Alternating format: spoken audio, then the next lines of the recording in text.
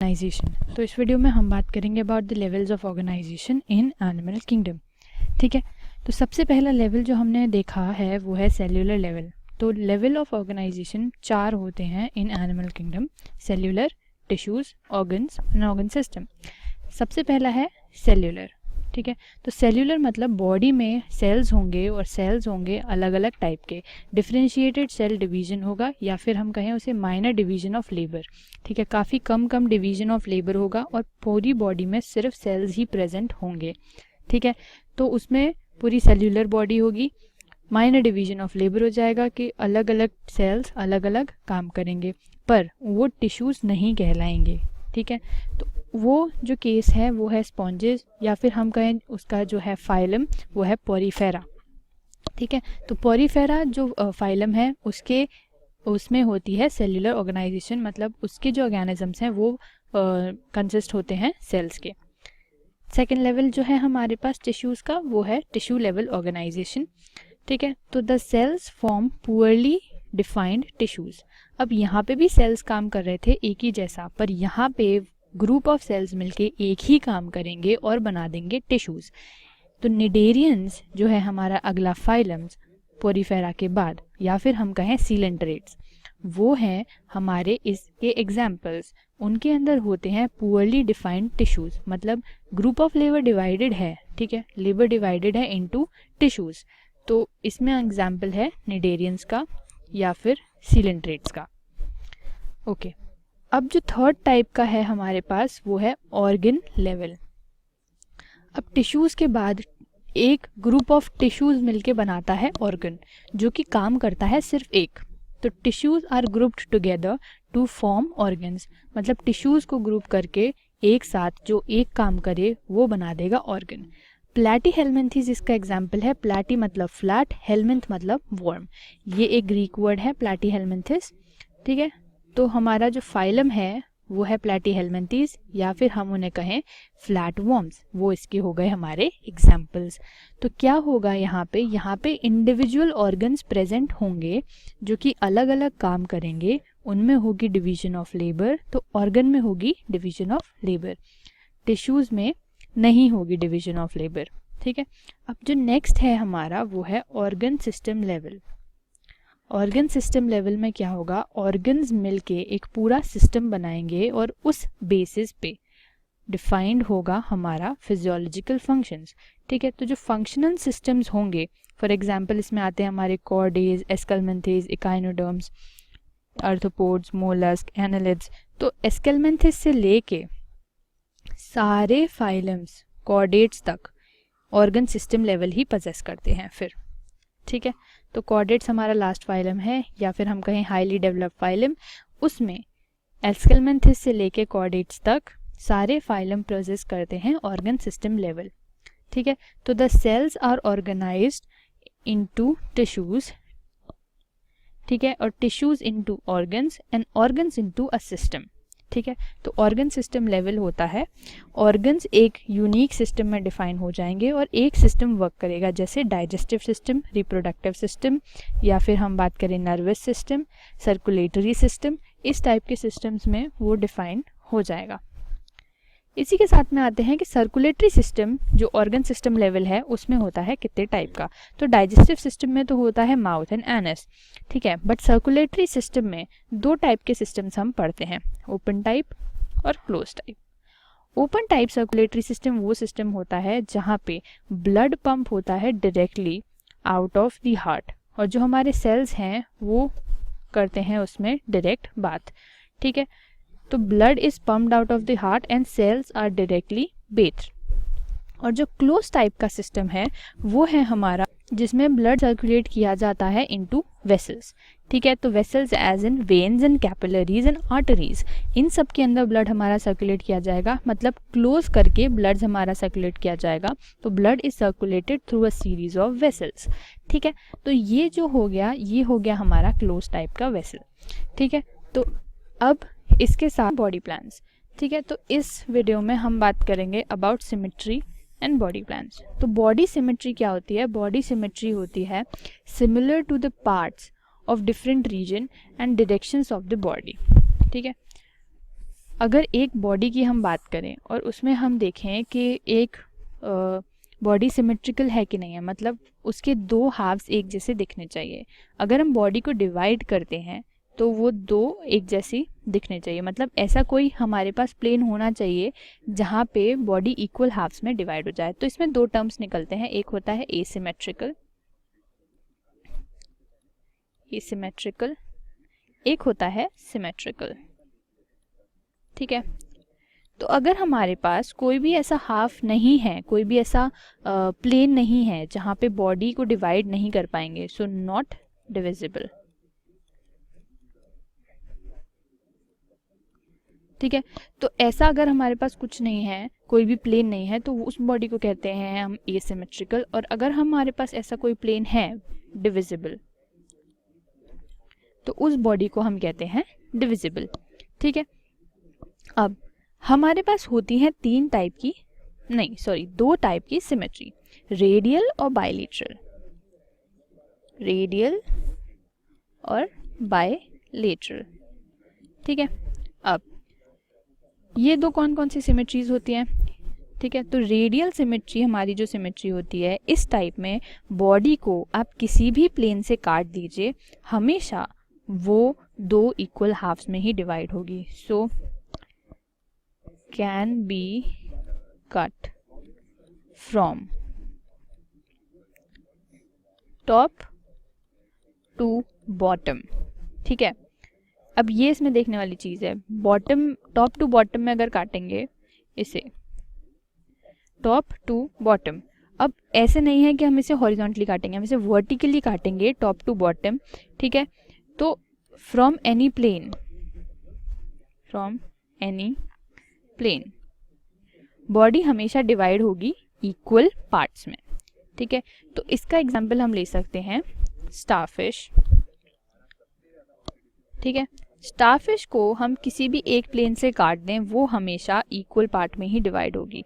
ठीक है, फिर उसके बाद हम इसमें ले सकते हैं, स्टारफिश है हमारा पार्ट किसका? इकाइनोडर्म्स का। ठीक है, इकाइनोडर्म्स। फिर हम इसमें ले सकते हैं पार्ट जैसे जेलीफिश,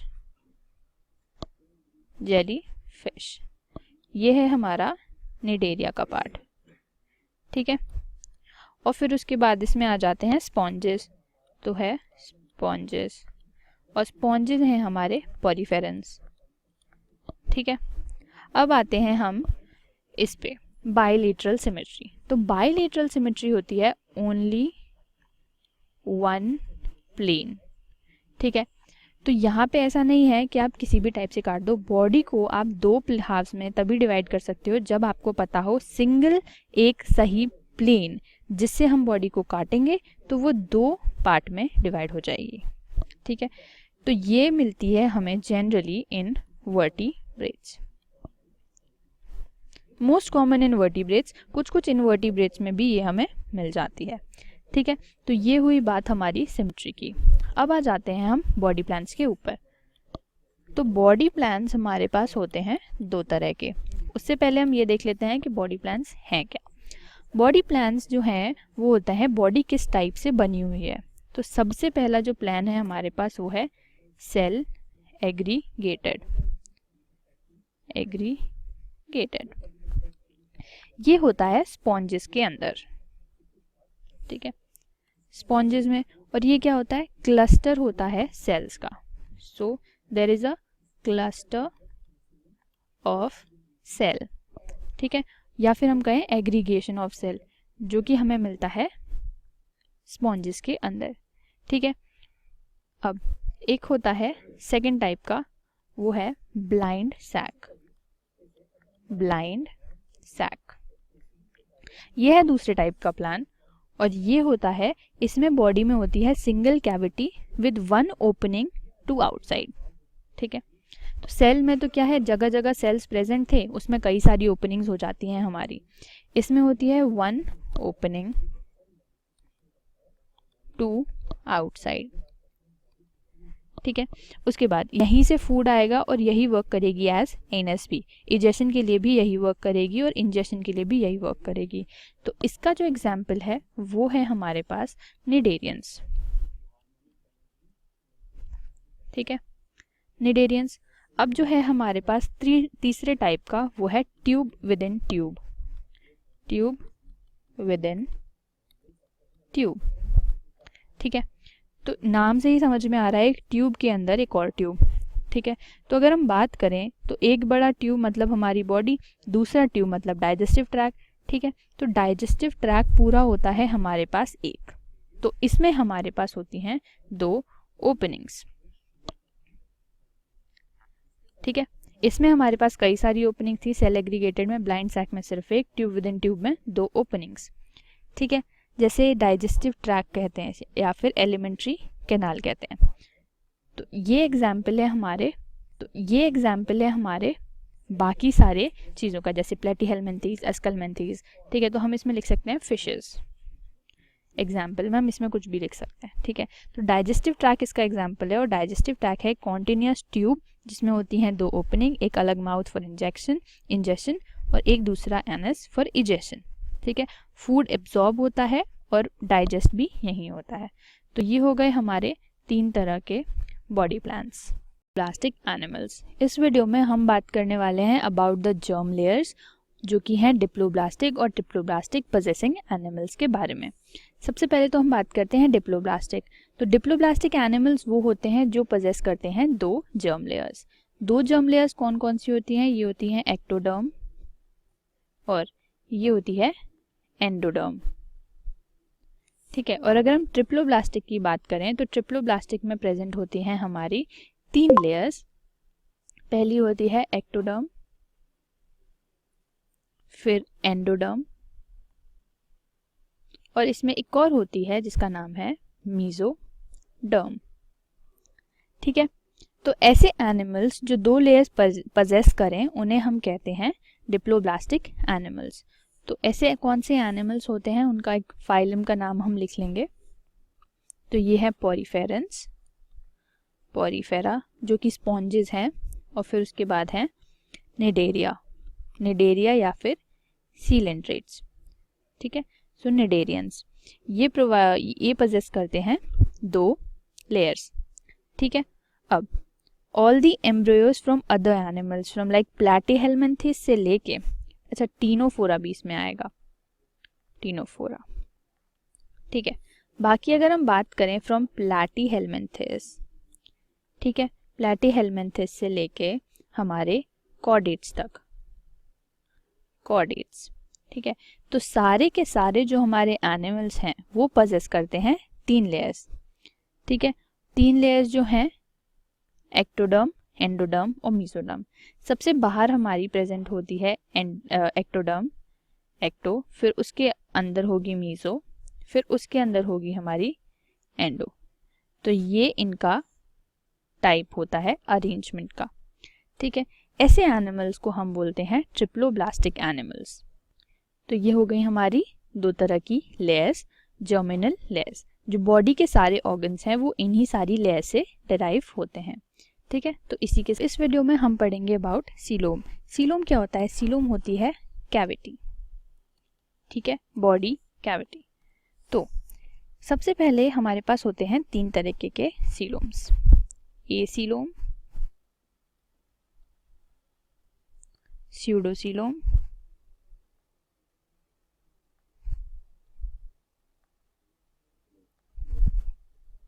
फिर होता है यूसीलोम।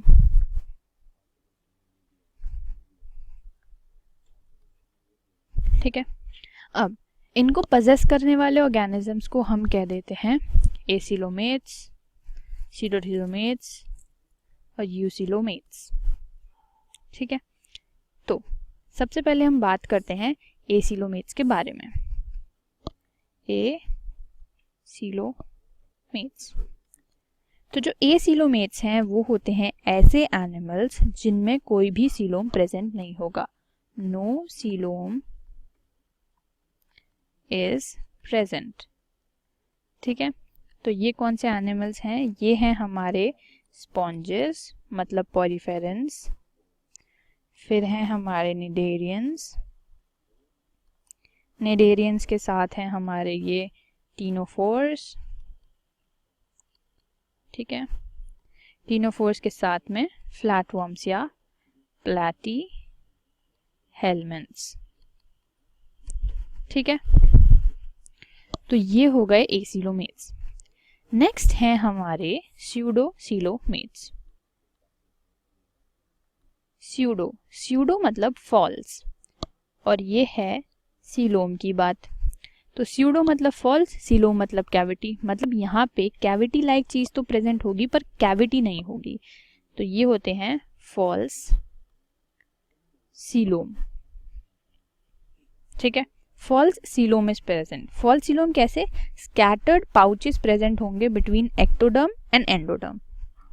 तो अगर हम इसका डायग्राम बनाएंगे तो हमारे पास ऐसे बनेगा, ये हमारी एक्टोडर्म, ये एंडोडर्म। ठीक है, एक्टो, ये हमारी एंडो, और इसके अंदर जो हमारे पास प्रेजेंट होंगे सीलोम्स वो ऐसे होंगे।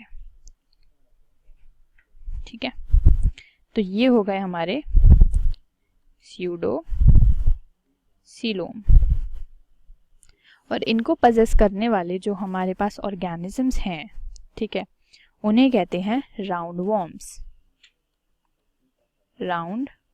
वर्म्स, या फिर उन्हें कहते हैं हम एस्केलमेंथिस।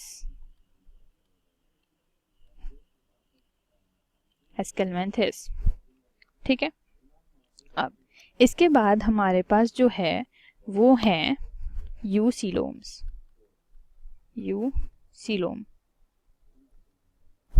ठीक है, और इनको हम कहते हैं यूसिलोमेट्स, जो पजेस करते हैं ट्रू सीलोम। ठीक है, ऐसे ऑर्गेनिजम्स जिनमें सीलोम होता है प्रेजेंट। तो सीलोम कैसे प्रेजेंट होगा? तो सीलोम प्रेजेंट होता है हमारे पास ऐसे, देखिए, एक ये है हमारी एक्टोडर्म, ये है हमारी एंडोडर्म। तो जो सीलोम है वो प्रेजेंट होता है ऐसे।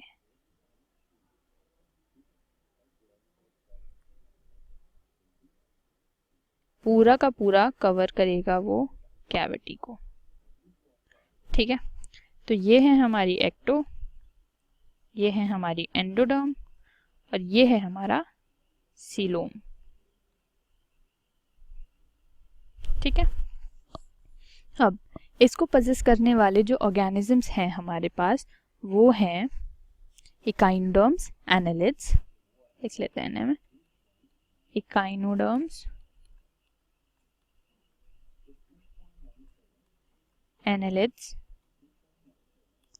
ठीक है, एनालिड्स के साथ में ही यहाँ पे प्रेजेंट है हमारे वर्टिब्रेट्स, या हम कह देते हैं कॉर्डेट्स। ठीक है, तो ये हो गए हमारे 3 तरह के सीलोम। ठीक, हम बात करेंगे अबाउट सेगमेंटेशन। तो segmentation is the division and differentiation of the body into distinct portions. ठीक है, तो ये क्या होता है? Division and differentiation.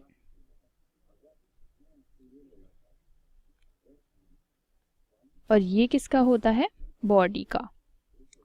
ठीक है, तो division and differentiation of body into distinct portion, into distinct portions, और इन पोर्शंस को हम कहते हैं सेगमेंट्स।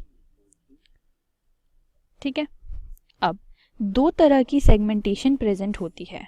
सबसे पहले है मेटामेरिक सेगमेंटेशन, और जो दूसरी टाइप की सेगमेंटेशन है वो है हमारी स्यूडो मेटामेरिक सेगमेंटेशन। तो सबसे पहले देख लेते हैं कि मेटामेरिक सेगमेंटेशन क्या है। ये है ट्रू सेगमेंटेशन। ठीक है, तो ये है ट्रू सेगमेंटेशन। इस सेगमेंटेशन में external division correspond to internal division, मतलब एक्सटर्नल डिवीजन corresponds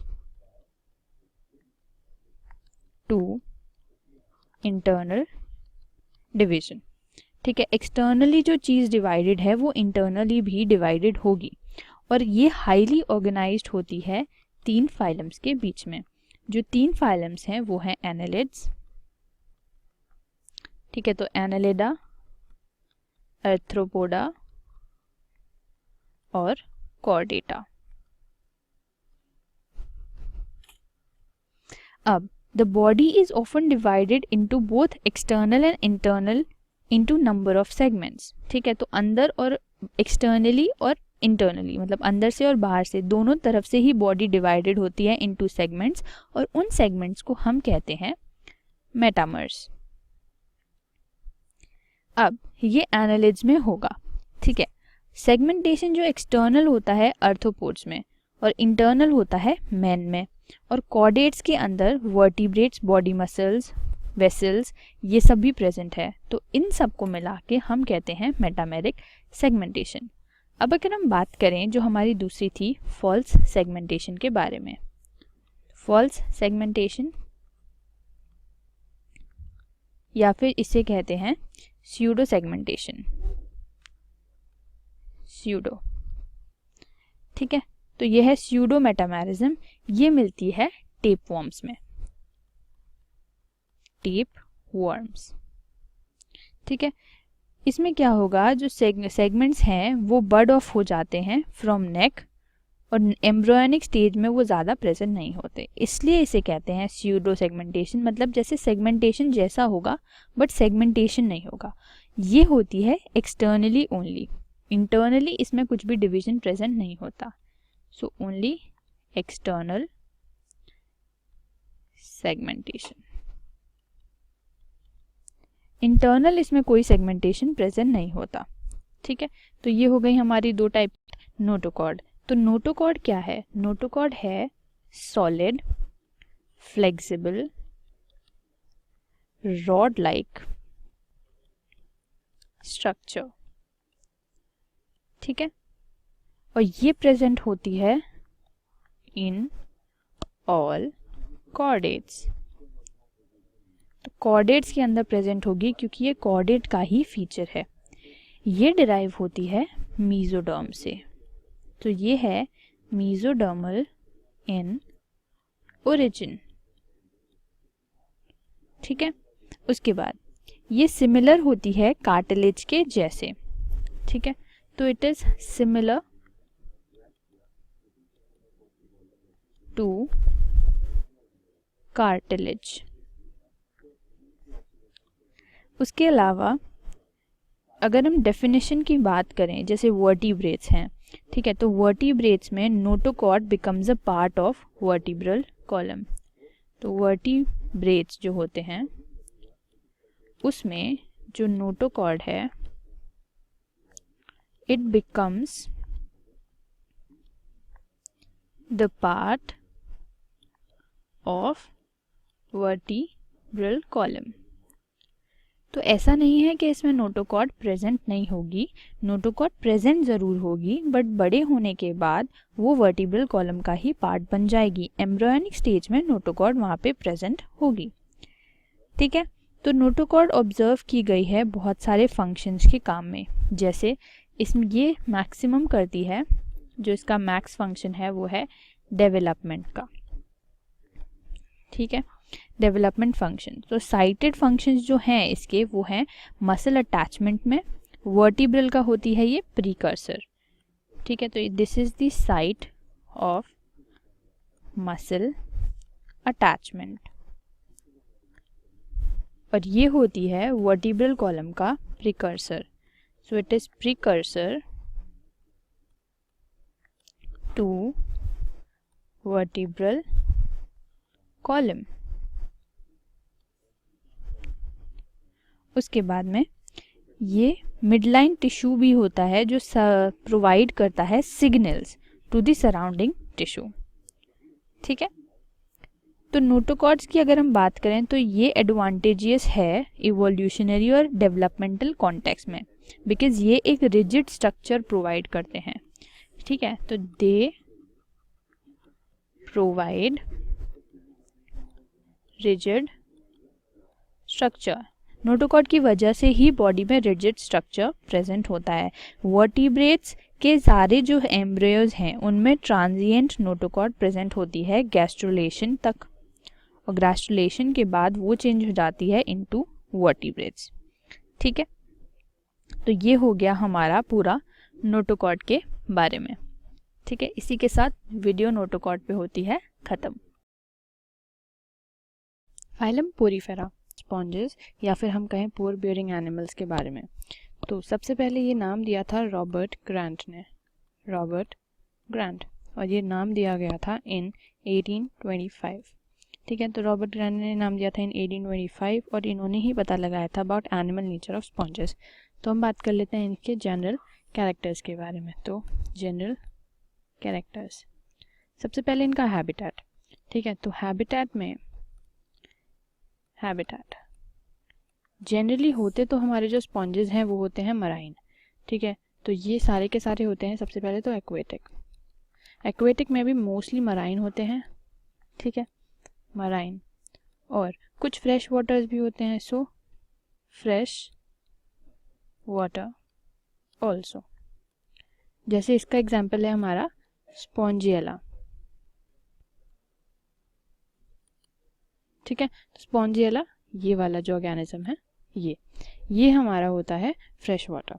ठीक है, उसके बाद स्पॉन्जेस उनको पसंद है वार्म वाटर। ठीक है, और उन्हें कोल्ड वाटर ज़्यादा नहीं पसंद है। उसके बाद ये होते हैं या तो सॉलिटरी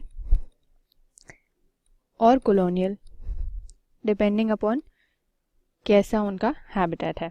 ठीक है, या अटैच होते हैं, सेसाइल हो सकते हैं अटैच टू सबस्ट्रेटम, और ये होते हैं सेसाइल। सेसाइल मतलब वो अटैच होते हैं एक सबस्ट्रेटम के साथ, फ्री मूविंग नहीं होते। ठीक है, अब इनकी बात करते हैं बॉडी फॉर्म्स की। ठीक है, तो अब है हमारे पास बॉडी फॉर्म। बॉडी फॉर्म में ये होते हैं पोर बियरिंग एनिमल्स। ठीक है, तो ये होते हैं पोर बियरिंग। इनमें काफ़ी सारे पोर्स प्रेजेंट होते हैं और ये एक्सेल और इनहेल करते हैं। एक बड़ा पोर होता है जिसका नाम होता है ऑस्टियम। ठीक है, ऑस्टियम। ठीक है, और उसके बाद एक और बड़ा पोर होता है यहाँ पे, जो एक ही पोर है हमारे पास, एक्सेलेंट पोर्स। ठीक है, इनहेलेंट पोर्स को हम ऑस्टियम कहते हैं, जो एक्सेलेंट पोर्स हैं तो इनमें लिख लेते हैं इनहेल। ठीक है, और अगर एक्सेल पोर है तो वो कहते हैं उसको ऑस्कुला। ठीक है, या ऑस्कुलम उसे कहते हैं। तो कुछ में ये एक ही होता है, तो ये एक्सेल। ठीक है, अब इसके बाद जो नेक्स्ट हमारा है वो है सिमेट्री। तो ये होते हैं एसिमेट्रिकल। हमने सिमेट्री में पढ़ा था कि ये होते हैं एसिमेट्रिकल, एसिमेट्रिकल। ठीक है, अब नेक्स्ट जो हमारा पॉइंट है वो है जर्म लेयर्स। जर्म लेयर्स, तो अब भाई पूरा ऑर्गेनिज्म है तो वो कहाँ से बनेगा, नया ऑर्गेनिज्म। तो ये होते हैं डिप्लोब्लास्टिक। माइंडेड कि ये ट्रिप्लोब्लास्टिक नहीं होते, ये होते हैं डिप्लोब्लास्टिक। ठीक है, डिप्लोब्लास्टिक मतलब इनमें होती है सिर्फ एक्टोडर्म और endoderm, so they are diploblastic in nature. Now उसके बाद आते हैं यहाँ पे level of organisation. Level of organisation, तो ये इनका लेवल होता है सेल्यूलर लेवल। ये हो गए सेल्यूलर लेवल के। फिर उसके बाद इनकी जो बॉडी वॉल्स हैं, क्योंकि अब ये स्पॉन्जेस हैं तो इनकी बॉडी वॉल्स कैसे होंगे, तो बॉडी वॉल। बॉडी वॉल के अंदर होते हैं कई सारे सेल्स। तो पहला जो सेल है वो उनका नाम है पिनाकोडर्म। पिनाकोडर्म, पिनाकोडर्म क्या होते हैं, ये आउटर सेल्यूलर लेयर होती है। इसमें होते हैं फ्लैट पिनाकोसाइट्स और ओवल पोरोसाइट्स। ठीक है, आउटर लेयर लिख लीजिए, आउटर लेयर। ठीक है, फ्लैट पिनाकोसाइट्स और उसके बाद ओवल पोरोसाइट। सेकंड जो इसमें लेयर होती है वो है क्वानोडर्म की, क्वानोडर्म। क्वानोडर्म जो होती है वो इनर सेल्यूलर लेयर होती है जिसमें हाईली स्पेशलाइज्ड फ्लैजिलेटेड सेल्स होते हैं। ठीक है, जिन्हें हम कहते हैं कॉलर सेल्स। कॉलर सेल्स, इनमें होता है फ्लैजिला, ताकि जो भी ये खाना आए ये उसको पकड़ सकें आराम से। ठीक है, उसके बाद इसमें प्रेजेंट होती है एक mesohyl layer. Third, mesohyl layer. इन दोनों के अलावा यहाँ पे एक मीजोहिल लेयर भी प्रेजेंट होगी और ये होती है नॉन सेल्यूलर। ये मिलती है बिटवीन पिनाकोडर्म एंड क्वानोडर्म। ठीक है, so this is between pinacoderm and choanoderm. ठीक है, अब हमने इसमें देखा है एक बहुत ही अलग फीचर जो कि है हमारा कैनाल सिस्टम। ठीक है, कैनाल सिस्टम। तो कैनाल सिस्टम क्या है? कैनाल्स, इसमें होते हैं पोर्स और कैनाल्स। ठीक है, तो 3 टाइप के कैनाल्स इसमें प्रेजेंट होते हैं, एस्कोनॉइड, सिंकोनॉइड और leuconoid, but that is a part of different thing. ठीक है, तो एस्कोनॉइड कैनाल्स जो होते हैं वो होते हैं काफ़ी सिंपल। तो 3 तरह के कैनाल सिस्टम होते हैं, एस्कोनॉइड, उसके बाद सिंकोनॉइड और फिर उसके बाद होता है हमारा ल्यूकोनॉइड। ठीक है, तो ये होता है काफ़ी सिंपल कैनाल सिस्टम, इसमें छोटे छोटे चैनल्स होंगे। उसके बाद कॉम्प्लेक्स देन एस्कॉन, ये थोड़ा सा लिटिल बिट कॉम्प्लेक्स होता है एस्कॉन से। और उसके बाद ल्यूकोनॉइड जो होता है most complex system, most complex. इसमें कई सारी ब्रांचेस हो जाती हैं जिसकी वजह से ये ज़्यादा कॉम्प्लेक्स बन जाता है। ठीक है, अब अगर हम बात करें इनके स्केलेटन की, तो हमने स्केलेटन तो इनका सेल्यूलर है और इसमें प्रेजेंट होते हैं स्पिक्यूल्स, तो हम लिख लेते हैं स्केलेटन, और स्केलेटन में प्रेजेंट होता है पिक्यूल्स। ठीक है, स्पिक्यूल्स। उसके बाद इसकी बात करते हैं डाइजेशन की, तो डाइजेशन इनमें होता है इंट्रासेल्यूलर, डाइजेशन, और डाइजेशन होगा इंट्रा सेल्यूलर।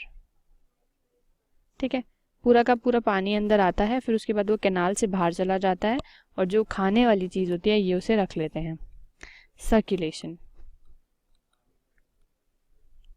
तो सर्कुलेशन में जो डिस्ट्रीब्यूशन ऑफ फूड होता है from ingesting cell is brought to the wandering amoebocytes of the mesohyl sales.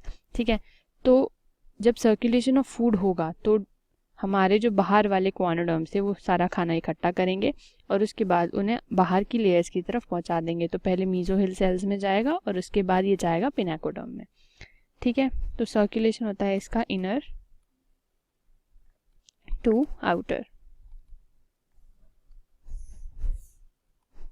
अब एक्सक्रीशन और रिप्रोडक्शन देख लेते हैं सबसे पहले इसका। ठीक है, तो एक्सक्रीशन एंड रिप्रोडक्शन। तो एक्सक्रीशन तो होता है इनका डिफ्यूजन से। ठीक है, तो excretion takes place by diffusion, और रिप्रोडक्शन होता है इनमें एसेक्सुअल, तो ये होता है बाय बडिंग और जेम्यूल्स। एसेक्सुअल, बाय बडिंग और जेम्यूल्स। ठीक है, अब जो नेक्स्ट चीज़ है हमारी वो है डेवलपमेंट। ठीक है, तो जब बेबी इनका बॉर्न होगा जो कि हमारा है जाइगोट, ठीक है, तो वो डेवलपमेंट किस हिसाब से होगा? तो डेवलपमेंट इनमें होता है zygote goes undergoes holoblastic cleavage, holoblastic cleavage. ठीक है, तो ये होलोब्लास्टिक का क्या मतलब है? कंप्लीट डिवीजन होगा उसका, और उसका जो होगा वो इनकम्प्लीट डिवीजन नहीं होगा। ठीक है, तो पूरा ही डिवीजन होगा, कुछ भी रहेगा नहीं। ठीक है, तो ये हो गए हमारे जनरल कैरेक्टर्स ऑफ स्पॉन्ज। और अगर हम बात करें इसके एग्जांपल्स की, तो यहाँ पे इसके एग्जांपल्स हैं साइकॉन, यूस्पॉन्जिया और स्पॉन्जिला। साइकॉन और यूस्पॉन्जिया हैं हमारे मरीन वाटर स्पॉन्जेस और स्पॉन्जिला है हमारा फ्रेश वाटर स्पॉन्ज।